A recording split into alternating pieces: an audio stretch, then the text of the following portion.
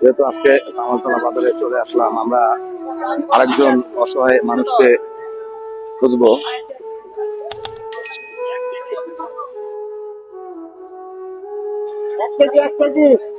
টাকা কেউ দিতে চায় না। আপনি কি মাছ নেবেন?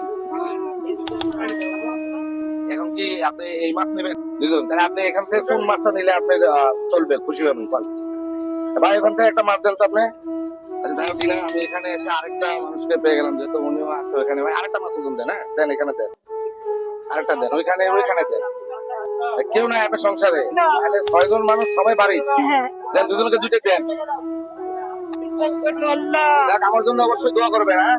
আমি 5 ওয়াক্ত নামাজ পড়বো, আমার বেটাকে যেন আল্লাহ তৌফিক দান করে। ঠিক আছে, আল্লাহ অবশ্যই দোয়া করবেন। যেখানে আছে আল্লাহ জান্নাতবাসী করুক, আল্লাহ জান্নাতের বাগান খুলে রাখুক, আল্লাহ জান্নাতের বাগানটা বসিয়ে দিও, বেহেশতের চাবিটা হাতে দিও, যে যা করিস আল্লাহ গুনাহগার মাফ করে দিও।